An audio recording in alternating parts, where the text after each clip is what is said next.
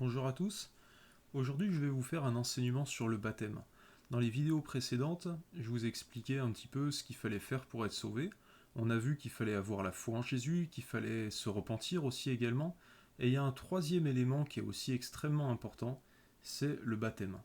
Alors le baptême, qu'est-ce que c'est? C'est tout simplement quelque chose, une étape en fait dans la vie de quelqu'un qui croit en Jésus, quelqu'un qui a décidé de donner sa vie à Dieu, où on choisit véritablement de sceller en fait une union avec Dieu au travers du baptême. Et c'est vraiment un moment où on fait vraiment une alliance avec Dieu, un moment où on concrétise vraiment notre attachement à Dieu par ce geste. Et c'est quelque chose d'absolument indispensable sans lequel également on ne peut pas être sauvé, parce que c'est une étape vraiment extrêmement importante qui symbolise en fait la vie d'avant, l'arrêt en fait de notre vie d'avant, une vie sans Dieu, une vie dans le péché, et on passe à une toute autre vie, une vie avec Dieu. Et c'est ce que symbolise le baptême. Alors le baptême déjà, contrairement à ce qu'on peut voir par exemple dans l'église catholique, le baptême c'est pas simplement quelques gouttes d'eau sur le front. C'est pas également aussi quelque chose qui est fait pour les enfants. On ne baptise pas d'enfants. Dans la Bible, à l'époque, on baptisait uniquement des personnes adultes, des personnes qui pouvaient avoir l'âge de décider s'ils suivaient Dieu ou pas. Et le baptême, c'est vraiment uniquement à ce moment-là qu'on peut le faire. Ça sert à rien de baptiser des enfants, ça sert à rien également de mettre de l'eau simplement sur le front, parce que tout simplement le baptême, c'est pas ça. Le baptême, ça vient d'un mot grec qui signifie plonger dans quelque chose, qui signifie recouvrir totalement. Donc le baptême, si on fait que mettre un petit peu d'eau sur le front de la personne qui est baptisée, bah, tout simplement c'est pas un baptême. C'est comme si je dis on va prendre un objet et on va le plonger dans l'eau.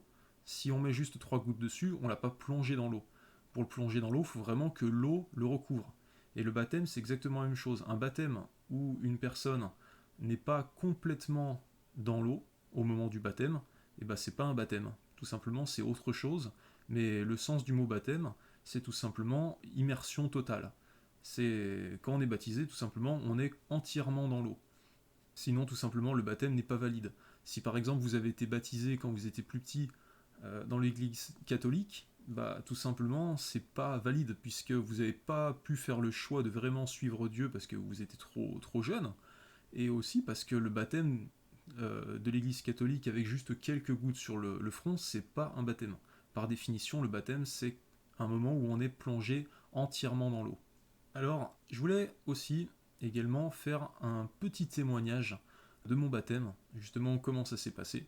Alors moi, le baptême, je l'ai fait peut-être 2 ou 3 mois après ma conversion.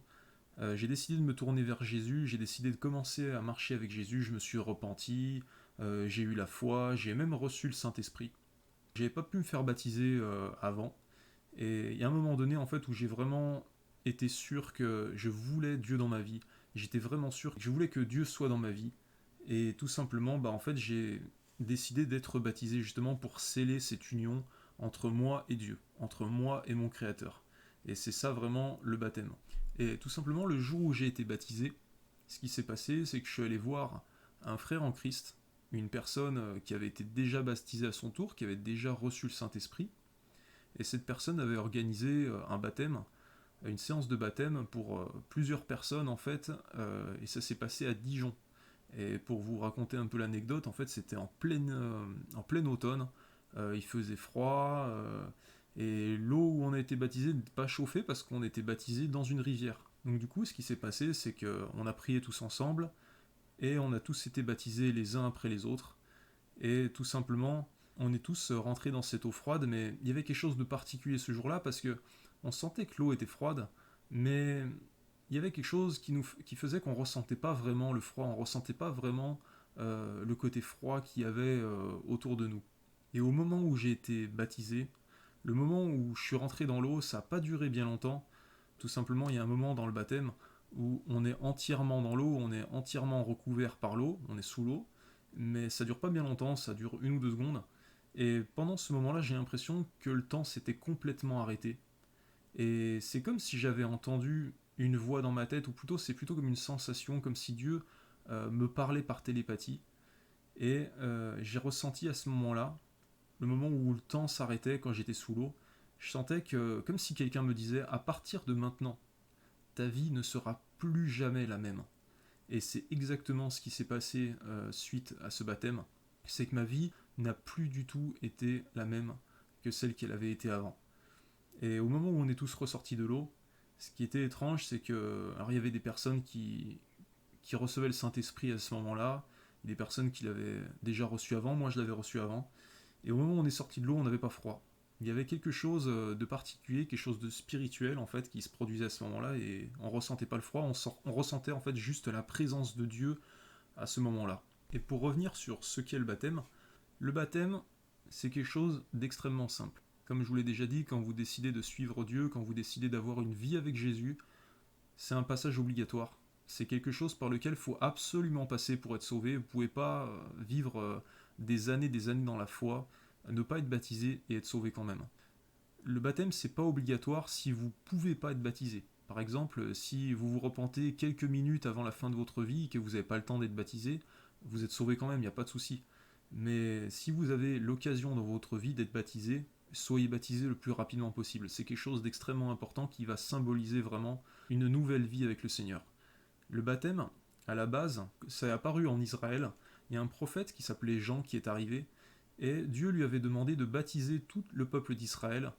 Et le baptême, ça signifiait tout simplement la repentance. Ça signifiait être lavé de ses péchés. Le baptême, c'est quelque chose de tout simple, où il faut simplement être baptisé par une personne qui a déjà été baptisée à son tour.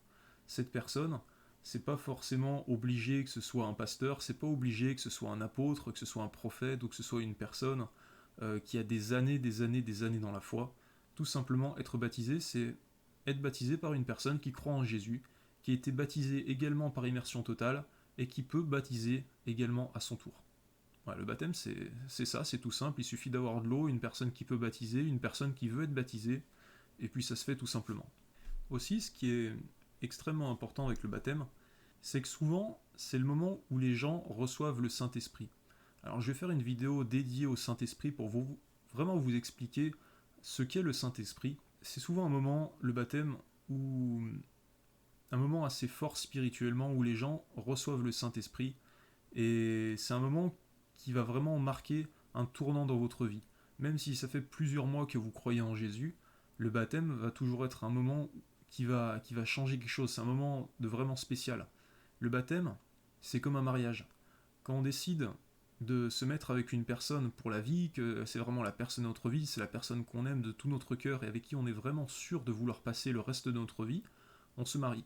Et bien tout simplement, le baptême, c'est exactement la même chose entre une personne qui aime Dieu et son Créateur, tout simplement. C'est vraiment un moment d'union à notre Créateur. Maintenant, je vais prendre quelques petits exemples bibliques pour vous montrer un petit peu ce qu'est le baptême et comment ça se passe dans la Bible. Alors je vous invite à prendre votre Bible et on va aller voir dans l'évangile de Matthieu le chapitre 3 et on va lire le verset 13 jusqu'au verset 17. Alors Jésus vint de la Galilée jusqu'au Jourdain vers Jean, pour être baptisé par lui. Mais Jean s'y opposait en disant « C'est moi qui ai besoin d'être baptisé par toi. Et toi, tu viens vers moi ?» Jésus lui répondit « Laisse faire maintenant, car il est convenable que nous accomplissions ainsi ce qui est juste. » Et Jean ne lui résista plus. Dès qu'il fut baptisé, Jésus sorta de l'eau. Alors le ciel s'ouvrit, et il vit l'Esprit de Dieu descendre comme une colombe venir sur lui. Au même instant, une voix se fit entendre du ciel et dit ces paroles. Celui-ci est mon Fils bien-aimé, qui a toute mon approbation. Alors là, tout simplement, ce passage biblique raconte le baptême de Jésus par Jean. Alors Jésus, il n'avait pas besoin d'être baptisé pour symboliser la repentance, parce que tout simplement, Jésus est quelqu'un qui n'a absolument jamais commis de péché, c'est quelqu'un de parfait.